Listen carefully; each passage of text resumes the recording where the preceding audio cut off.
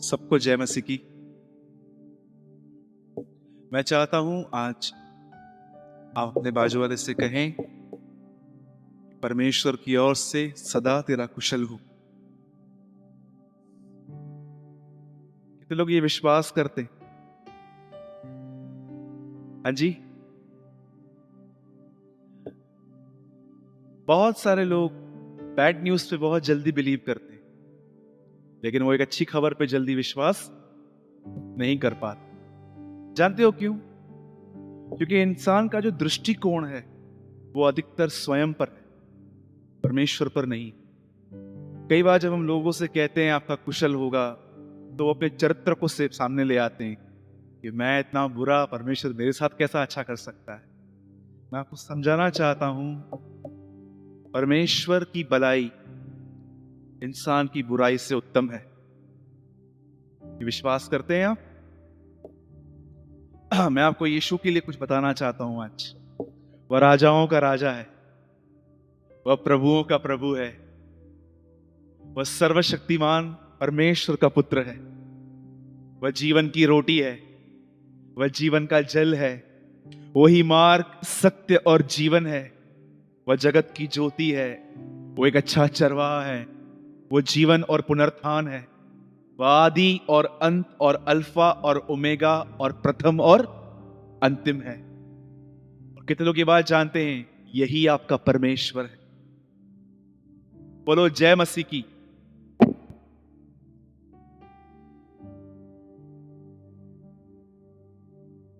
आप जानते हैं, मैं आज आपके साथ एक सच्चाई शेयर करना चाहता हूं जो मैंने परमेश्वर के वचनों से सीखी है। और अगर आपके अंदर ये बात नहीं है तो मैं आपको बताना चाहता हूं, आप फर्स्ट स्टैंडर्ड में नहीं, आप स्टिल यू आर किंडरगार्टन, आप अब तक केजी में। अगर आपके अंदर ये बात नहीं है तो कई बार लोग सोचते हैं कि वचनों को याद करना एक उन्नति है। तो मैं तो कहूंगा कि फिर संसार का सबसे आशीषित व्यक्ति शैतान हुआ, क्योंकि उसे सब वचन याद है।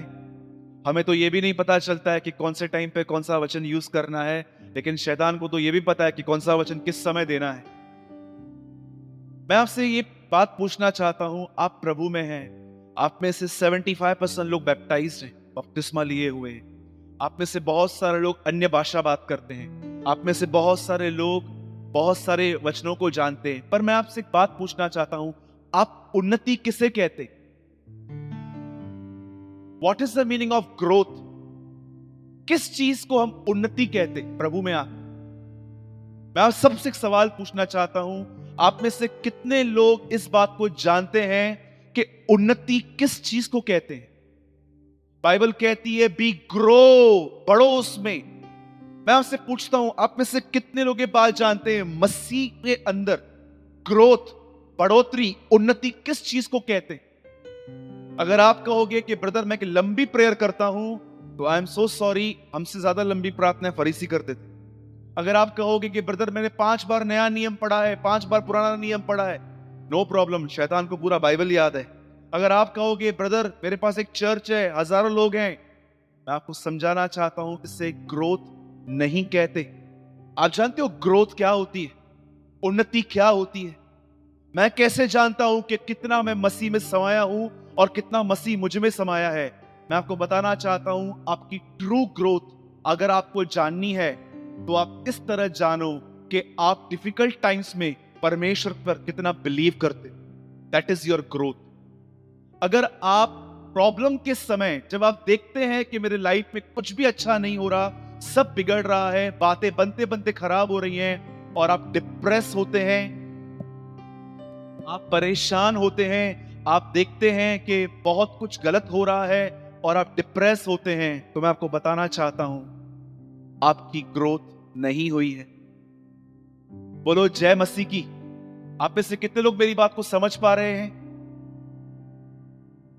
मैं आप सबसे एक सवाल पूछना चाहता हूं फिर से, जितने भी लोग यहां हैं, ग्रोथ किसे कहते हैं? अंकल जी,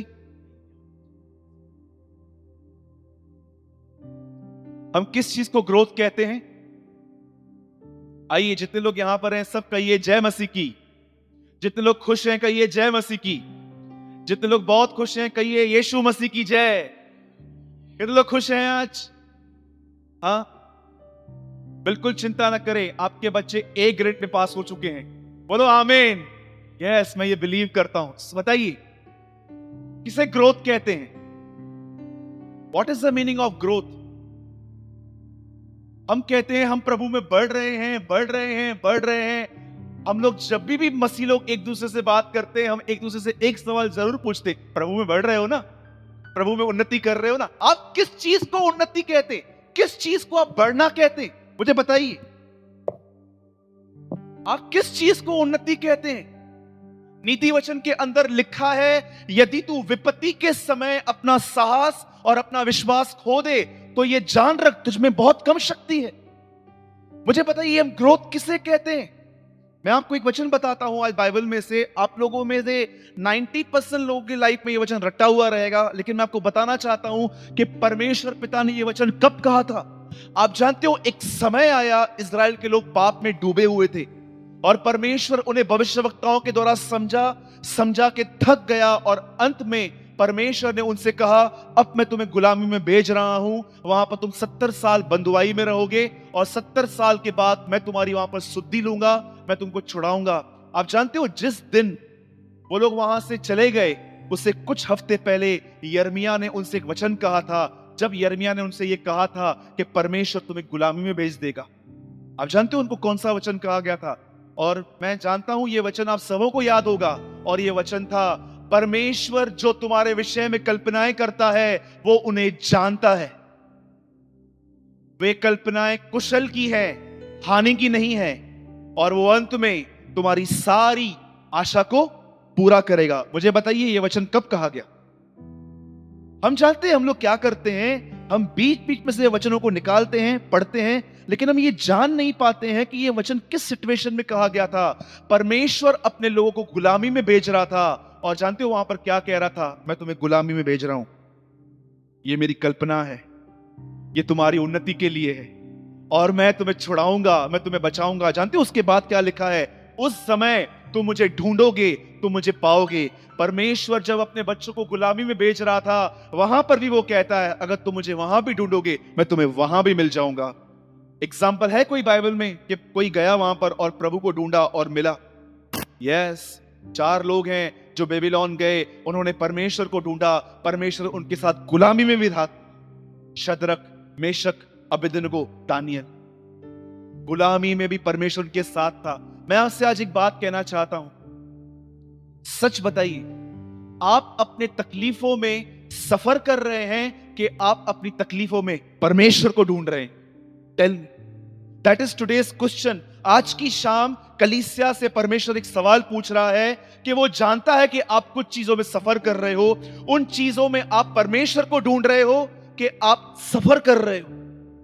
सोचो, परमेश्वर उन्हें कहता है, मैं तुम्हें गुलामी में भेज रहा हूं, और अगर तुम मुझे वहां ढूंढोगे मैं तुम्हें वहां पर मिल जाऊंगा। मुझे बताइए, आप में से कितने लोग ये महसूस कर रहे हैं, ब्रदर मेरे लाइफ में कुछ ऐसा हो रहा है जो मुझे समझ में नहीं आ रहा है। आज परमेश्वर आपसे कहता है, मुझे ढूंढो, seek me and you will find me. तुम मुझे ढूंढोगे और मैं तुम्हें मिलूंगा। उसके बाद जानते हो क्या लिखा है? और तुम मुझसे प्रार्थना करोगे, मैं तुम्हारी सुनूंगा। आज जानते हो इंसान क्या कर रहा है?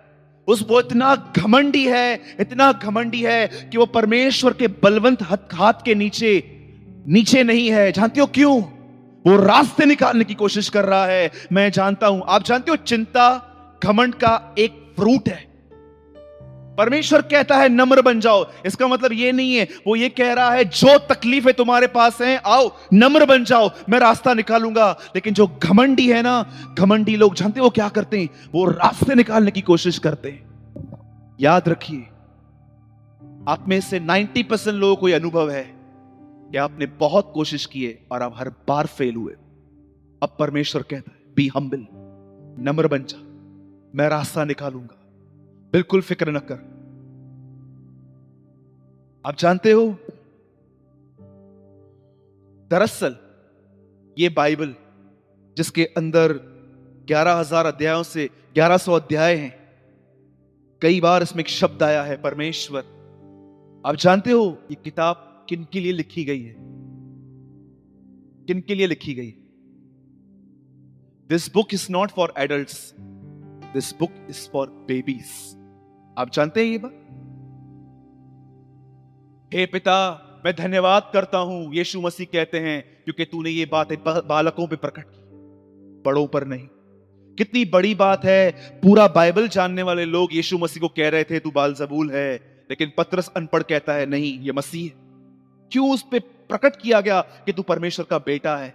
क्यों? कभी आपने ये बात सोची है? बाइबल न पढ़ने वाला आदमी, बाइबल पढ़ने वाले लोग जो लोग थे, वो पिलातुस को कहते हैं मार दो इसे, ये ऐसा है। पिलातुस कहता है नहीं, ये यहूदियों का राजा है तुम्हारा। एक व्यक्ति जो बाइबल पढ़ रहा था वो कह रहा था इसको मार दो।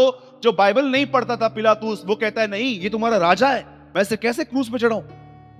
जानते हो, परमेश्वर के पास जब तक आप एक बच्चे के नाई नहीं आओगे, आप कुछ नहीं समझ पाओगे। और जानते हो बाइबल क्या कहती है? परमेश्वर को यह भाया भी है कि कुछ कुछ लोग धोखे में रहें। धोखा समझते? कितने लोगों ने यह वचन पढ़ा है थिस्सलुनीकियों की पत्री में कि परमेश्वर ने अलाउ किया है कुछ लोगों के ऊपर, वो धोखे में ही जीते रहे। जानते हो धोखे में क्या? एक बार मैं एक मीटिंग में गया था, वहां पर एक व्यक्ति अन्य भाषाओं में बात कर रहा था, और समटाइम्स, हमेशा नहीं, कभी कभी मैं ये समझ पाता हूं कि लोग अन्य भाषा में क्या बात कर रहे हैं। ये तब होता है जब पवित्र आत्मा मुझे बताता है। और जब मैं उसके सामने गया, मैंने उससे कहा brother, this is a fake tongue, जो आप अन्य भाषा बोल रहे हो ये परमेश्वर की तरफ से नहीं है। जानते हो उसने क्या कहा? उसने बोला ब्रदर नहीं नहीं, आपको कुछ भी नहीं पता है। और मैं आपको सच कहता हूं, जब आपको कोई सच्चाई बताए और आप बोलते हो नहीं, फिर परमेश्वर कहता है अब तुम धोखे में ही जियो। सच, देयर इज अ ट्रुथ। आप पढ़ सकते हो, थिस्सलुनीकियों में लिखा गया है जब सत्य का प्रेम उन पे प्रकट किया गया और उन्होंने उसको रिजेक्ट किया, तो परमेश्वर को यही बाया अब वो झूठ पर विश्वास करें। जानते होंगे ना, पुराने नियम में एलिया को 400 लोगों ने एक ही भविष्यवाणी की। सॉरी, यहोशापात के लिए 400 लोगों ने एक ही प्रोफेसी की, जा लड़ने, जा लड़ने, जा लड़ने। यही व्यक्ति किसी और प्रॉफिट के पास गया, मैं लड़ने जाऊं, बोलता है निश्चय तू मरेगा, बोलता है नहीं मरूंगा, 400 लोगों ने बोला है। क्या वो झूठ बोलते हैं तुझसे? Read it. मैं आपको सच कहता हूं, अगर आज आप इस मीटिंग में से कुछ लेके जा रहे हो ना, तो सिर्फ आप ये बात लेके जाना, जब परमेश्वर आपको सच्चाई बताए तो उस सच्चाई से नफरत नहीं, उस सच्चाई से प्रेम करना। हाँ ब्रदर, ये बात सच है, मुझे इस चीज की जरूरत है। मैं अपने टॉपिक में आता हूं। कहिए मेरे पीछे, परमेश्वर जो कल्पनाएं मेरे विषय में करता है उन्हें वो जानता है, और वो अंत में मेरी सारी इच्छा को, मेरी आशाओं को पूरा करेगा। अंत में क्यों? एक ब्रदर हैं, बाहर रहते हैं, उनकी उम्र कुछ 39 साल थी, तो उन्होंने मेरे को कहा कि प्लीज मेरे लिए प्रे करो, मेरा शादी हो जाए। तो मैंने ये वचन कहा, तो बोला ब्रदर आपने कहा अंत में, मतलब क्या बुढ़ापे के बाद शादी करेगा क्या? मैंने कहा नहीं नहीं ब्रदर, परमेश्वर आपको सही समय पे सब कुछ देख, डोंट वरी। आप में से कितने लोग आज के बाद या कहेंगे, जब भी आपके अंदर टेंशन घुसेगा, आप ये कन्फेस करेंगे, मेरा परमेश्वर जो मेरे बारे में कल्पनाएं करता है वो उन्हें जानता है, वो पूरा करेगा। टेंशन में मत जियो, प्रभु आपके साथ है, वो आपका कुशल करेगा। और याद रखना, जो समय आप फेस कर रहे हो, इसमें आपकी बहुत उन्नति भी हो जाएगी। ठीक है? कहिए आमीन। आइए हम सब एक छोटे से वर्ड में आएंगे। आज प्रभु भोज है।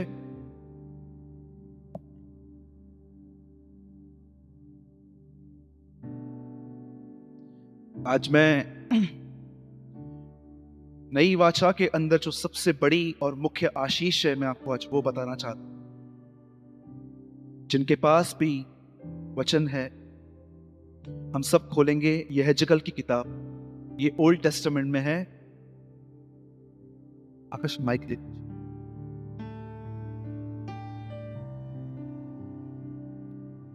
36वां अध्याय, चैप्टर 36। मैं इस वर्ड में आने से पहले एक चीज सिंपली शेयर करना चाहता हूं। आप में से कितने लोग नई और पुरानी वाचा में डिफरेंस समझते हैं? New and the old covenant.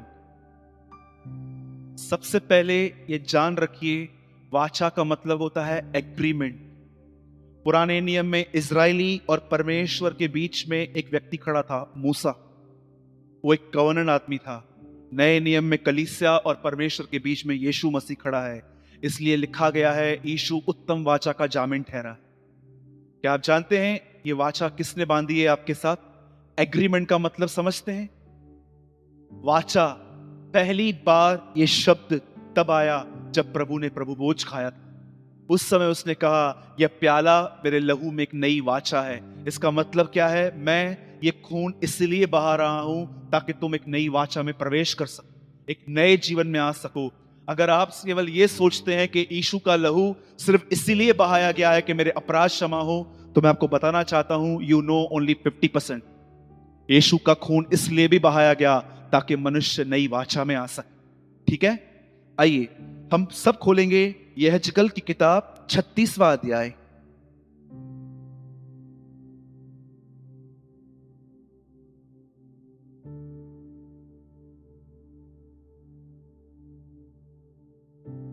मैं चाहता हूं कि कोई पढ़िए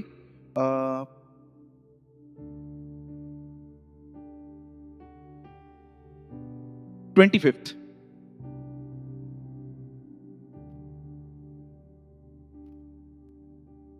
मैं तुम पर शुद्ध जल छिड़कूंगा कहिए, वो हम पर शुद्ध जल छिड़केगा। हाँ, आगे ब्रदर। और तुम शुद्ध हो जाओगे। और तुम शुद्ध हो जाओगे, किए जाओगे, हो जाओगे। आगे। और मैं हाँ। तुमको तुम्हारी सारी अशुद्धता और मूर्तों से शुद्ध करूंगा। थर्ड टाइम आया है मैं वर्ड। बोलो मैं। कितने लोगों ने व्यवस्था पढ़ी है? 10 आज्ञाएं। तू व्यभिचार न कर, तू हत्या न कर, तू चोरी न कर, तू झूठी गवाही न दे। यहां पर मैं छिड़कूंगा, मैं शुद्ध करूंगा, मैं, ये नई वाचा है, अब मैं करूंगा एक सरेंडर पात्र के लिए। और याद रखिएगा, इससे पहले कि आप ये शब्द कहो कि मैं अपने जीवन को परमेश्वर को देता हूं, उससे पहले इस बात को समझो कि उससे पहले आपको अपना जीवन प्रार्थना को देना पड़ेगा, तब जाके आपका जीवन समर्पित होगा। आगे ब्रदर। मैं तुमको नया मन दूंगा। मैं तुमको एक नया मन दूंगा। और तुम्हारे भीतर हाँ। नई आत्मा उत्पन्न करूंगा। हाँ। और तुम्हारी देह में से पत्थर का हृदय निकाल कर, मैं तुम्हारे भीतर से पत्थर का दिल निकाल कर तुमको मांस का हृदय दूंगा। राइट। बस बता, बस। आइए, मैं इस मैसेज को स्टार्ट करने से पहले एक टेस्टिमनी शेयर करना चाहता हूं। जर्मनी के अंदर एक स्त्री थी, उसे परमेश्वर में बढ़ने की बड़ी ज़ील थी, और उसकी ज़ील को देख के उसका पति विश्वास में आया था, और एक ही दिन के अंदर 5 लोगों ने बपतिस्मा लिया था।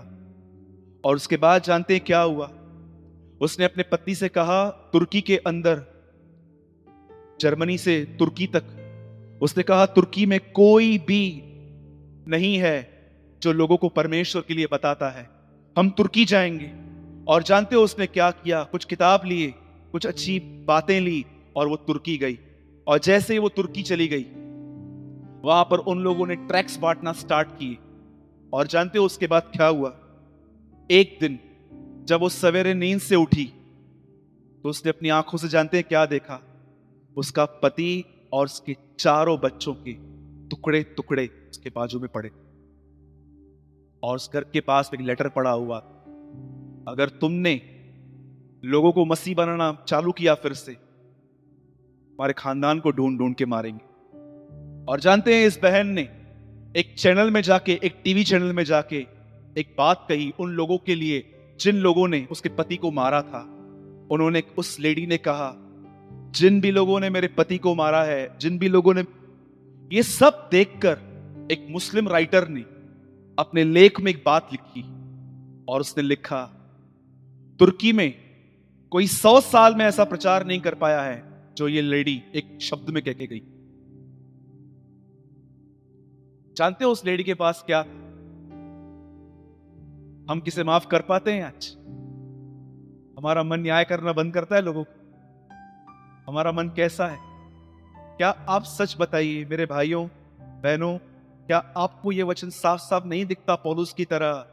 मैं परमेश्वर की व्यवस्था से तो खुश हूं, लेकिन मुझे मेरे भीतर एक अलग ही व्यवस्था दिखाई देती है जो मुझसे लड़ती है। आप जानते हो, उस बहन की ये बात सुन के एक मुस्लिम राइटर ने लिखा, तुर्की में कोई 100 साल में ऐसा प्रचार नहीं करके गया जो इस बहन ने एक लाइन में कह दिया। जानते हो उस बहन के पास क्या था? नया मन। एक नया मन था, जिसके विषय में आज हार्डली कोई बिलीवर प्रचार करता है, हार्डली कोई इसे ढूंढता है। आप जानते हो, हमारी प्रार्थनाएं इतनी सेल्फ सेंटर्ड हैं। जब भी हम परमेश्वर के पास जाते हैं, हम अपने बच्चों के लिए, अपने लिए और अपने परिवार के लिए मांगते हैं। ये मांगना बिल्कुल भी गलत नहीं है, पर मैं आपसे एक बात पूछना चाहता हूं, आप में से कितने लोग परमेश्वर को इस लिए ढूंढते हैं कि प्रभु, मैं अपने मन से बहुत परेशान हूं, मेरा मन बहुत चिंता करता है, मेरा मन आपके अंडर में नहीं चलता, मेरा मन प्रभु बहुत ऐसा है, अपनी चलाता है, मुझे इस मन से छुटकारा दे। क्या कहती है बाइबल यिर्मयाह की पुस्तक में? मैं मन के अंदर एक असाध्य रोग लगा है, लेकिन परमेश्वर ने यहां क्या बांधा? मैं तुम्हारे साथ एक नई वाचा बांधूंगा, उस नई वाचा में तुम्हारे लिए आशीष क्या होगी? मैं तुम्हें एक नया मन दूंगा। जानते हो वो मन क्या होगा? वो मन परमेश्वर के प्रेम पे निर्भर होगा, वो मन परमेश्वर के वचन पर भरोसा करेगा, वो मन परमेश्वर के दया की आशा रखेगा, वह मन शुद्ध होगा। बाइबल कहती है, मैं एक नई वाचा बांधूंगा, मैं तुम्हें एक नया मन दूंगा। आप मुझे बताइए, आप में से कितने लोग इस मन को ढूंढते हैं, परमेश्वर के पास जाते हैं और कहते हैं, प्रभु, मैं लोगों से नहीं, मैं किसी और से नहीं, मैं अपने मन से परेशान हूं। ये मन सारा दिन मुझे डिस्करेज करता है, निराश करता है। Lord, I desperately need this mind. मुझे ये मन चाहिए प्रभु, मैं अपने मन से परेशान हूं। आप जानते हो, पहले के चेले इस आशीष में आए थे, इसलिए वो संकटों में खुश थे। मैं आपको एक सिंपल बात बताता हूं, लिसन वेरी केयरफुली। आप में से कितने लोगों ने व्यवस्था विवरण 28वां अध्याय पढ़ा है? बताइए वहां पर आशीष क्या थी? जिस समय मूसा 20 लाख जेंट्स और स्त्रियों को, बच्चों को फिरौन के यहां से निकाल लाया और उसने 10 आज्ञाएं दी, वहां पर खड़े होकर उसे प्रचार किया, यदि तुम यहोवा का भय मानोगे तो तुम्हारी औरतों के बच्चे कभी नहीं गिरेंगे, यदि तुम यहोवा की भय मानोगे तो वो तुम्हें प्रतिज्ञा किया हुआ देश देगा, यदि तुम परमेश्वर का भय मानोगे तो परमेश्वर तुम्हें बहुत सारे बच्चे देगा। और जानते हो, आशीष अर्थली थी और पनिशमेंट भी अर्थली थी। और अगर तुम उसके विरुद्ध चलोगे तो परमेश्वर शत्रुओं को तैयार करेगा तुम्हें मारने के लिए। आप जानते हो, यह वाचा थी कि अगर तुम आज्ञा को मानोगे तो तुम्हें यह सब मिलेगा। लेकिन जब यूहन्ना बपतिस्मा दाता यीशु मसीह के आने से पहले आते हैं, वो क्या प्रचार करते हैं? मन फिराओ, क्योंकि अब पृथ्वी का राज्य जा रहा है, अब एक नया राज्य आ रहा है, स्वर्ग का राज्य। क्या मिलेगा यूहन्ना जी उसमें हमको? वो तुम्हें एक नया मन देगा। जानते हो, ये आधा प्रचार है जो ये कहते हैं कि मन फिराओ, स्वर्ग का राज्य प्रचार करेगा। ये हाफ प्रीचिंग है। तो ब्रदर, फुल क्या है? मन फिराओ, परमेश्वर की ओर फिरो, वह मेमना तुम्हारा पाप उठा लेगा। वो ये समझा रहा था। मैं आपसे एक बात पूछता हूं, आप में से कितने लोग ईगरली ढूंढिए, आप नई वाचा में हैं, लेकिन आपका मन पुरानी वाचा में सेट है। आप प्रभु में हैं, लेकिन आज भी आप अंदर से यही चाहते हैं, मैं अमीर बनूं, मैं अपने रिश्तेदारों से आगे जाऊं, मेरे बच्चे अब्रॉड जाएं, ये जाएं, वो जाएं, आगे करें। डू यू नो ये क्या है? इसे कहते हैं नई वाचा में रहकर पुरानी वाचा पे अपना मन लगाना। आप जानते हो कितने कम लोग होते हैं जो नई वाचा में आते हैं? कितने आए थे? यीशु ने क्या कहा? मन फिराओ, स्वर्ग का राजा आने वाला है। 9:1 मरकुस के अंदर लिखा गया है, यीशु मसीह कहते हैं एक जगह पे कि जब तक परमेश्वर का राज्य नहीं आता, तुम में से बहुत सारे लोग नहीं मरेंगे। मुझे बताइए, कौन जिंदा है आज तक? पेंटिकॉस्ट के दिनों में वो राज्य आया। वो राज्य क्या था? पवित्र आत्मा मिला उन्हें, और पवित्र आत्मा पाने के बाद जानते हैं उनको क्या हुआ? उन्हें एक नया मन मिला। मैं आपको बताता हूं, ये नया मन पाया हुआ एक आदमी जो बाइबल में था, वो कैसा था? आप में से कितने लोग इस आदमी को अच्छे से जानते हैं? संत पतरस। आप जानते हैं 66 में पतरस, पौलुस मरा है, 67 में पतरस डाया हुआ है। मुझे बताइए, मैं जानता हूं आज मैं बहुत हाई लेवल की बात कर रहा हूं, शायद आप में से 90% लोग समझ भी नहीं पाए। पतरस ने अपनी आंखों से देखा था अपनी आंखों से कि कैसे उसके भाई पौलुस की गर्दन नीरो ने काटी है। और जानते हो, जब वो मरने वाला था, वो अपने पत्र में लिखता है, भाइयों से प्रेम करो, एक दूसरे का सम्मान करो, एक दूसरे के लिए प्रार्थना करो, और चौथी बात वो लिखता है, राजा का सम्मान करो। क्या आप ये बिलीव कर सकते हो? पतरस अपने अंतिम दिनों में ये वही व्यक्ति है जो प्रभु यीशु मसीह के प्रचार में खड़े होकर कहता था कि मेरा भाई अगर अपराध करे तो मैं उसे कितनी बार माफ करूं? यीशु कहता है 7 के 70 गुना। और अब यही वो व्यक्ति है जो ये कहता है, जो आदमी मुझे मारने के लिए ढूंढ रहा है, इसकी इज्जत करो। जानते हो ये क्या है? ये नया मन है। नए नियम की सबसे बड़ी आशीष ये है कि परमेश्वर ने कलीसिया को वादा किया है कि वो हमें एक नया मन देगा। जानते हो उस मन के अंदर क्या है? ये मन परमेश्वर पे निर्भर रहता है, ये मन परमेश्वर के प्रेम पे निर्भर रहता है, ये मन परमेश्वर से आदर पाने की कोशिश करता है। इस मन के अंदर इंसान को खुश करने की कोई बात ही नहीं है। लेकिन जानते हो ये मन मिलता किसको है? जो परमेश्वर के साथ समय बिताते। मैं एक आखिरी बात बता के मैं मैसेज को पूरा करना चाहता हूं। आज मैंने एक आर्टिकल लिखा, मेरे मन में वही बात आ रही है। आप में से कितने लोग ये बात जानते हैं? जिस समय मसीह लकड़ी पे मरा, पहला काम क्या हुआ? फर्स्ट वर्क, हाँ जी, पर्दा फट गया। बताइए ये पर्दा कैसे फटा? नीचे से ऊपर फटा कि ऊपर से नीचे? देखिए, इंसान नीचे से फाड़ सकता है, हम लोग ऊपर से कैसे फाड़ेंगे? ऊपर से नीचे इसलिए फटा, ये दिखाने के लिए ये काम परमेश्वर का है। अब मुझे बताइए पर्दा क्यों फटा है? ये कौन सा पर्दा था? ये कर्टन क्या था? गुलशन एस्तर ने इस जीवन का अनुभव किया था, इसलिए उसने किताब लिखा, पर्दा फटा। टॉनवेल क्यों लिखा था उसने? जानते हो, आज हम में से यहां पर 90% लोग सिचुएशन में डिस्टर्ब हो जाते हैं। हम में से बहुत सारे लोग अपने मन की अनुचित रीति पे चलते हैं। हम में से बहुत सारे लोग समझ ही नहीं पाते हैं कि हमारा मन क्या हमको कहने की कर रहा है। जानते हो क्यों? याद रखिएगा, मसीह लोगों को वरदान मिल गए हैं, मसीह लोगों के पास कलीसियां हैं, मसीहों के पास ज्ञान है, पर मसीह लोगों के पास जो चीज नहीं है वो है उनके पास एक नया मन नहीं है। इसलिए वो सफर करते रहते हैं। आप जानते हो ये पर्दा क्यों फटा है? ताकि मनुष्य परमेश्वर की उपस्थिति में आए और वहां पर वो अपने परमेश्वर से एक नया मन पाए। मैं आपसे रिक्वेस्ट करता हूं, इतना सफर करना, इतना सारा दिन मन का चलना, इससे अच्छा है आधे से पौना घंटा एवरीडे निकालो, अपना मोबाइल वगैरह अपना सब साइड करके परमेश्वर के साथ समय बिताओ और परमेश्वर से कहो, प्रभु मैं तुझसे सच कहता हूं, मैं बहुत चिंता करता हूं, मैं बहुत परेशान रहता हूं, मैं एक आर्टिफिशियल स्माइल लेके घूमता हूं।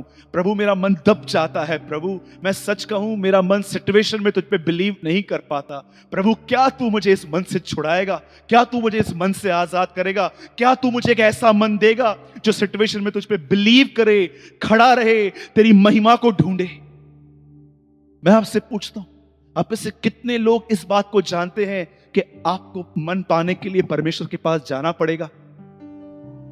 एक ब्रदर ने मुझसे एक सवाल किया, बोला, सूरज भाई एक बात तो बताइए, परमेश्वर ने पुराने नियम में इजरायलियों को कहा, मैं तुम्हें उस देश में ले चलता हूं जहां पर दूध और मधु की धाराएं बहती हैं। तो उस भाई ने मुझसे एक सवाल पूछा, ब्रदर वहां पर क्या कोई नदी थी जिसमें सारा दूध बहता था, हनी बहती थी?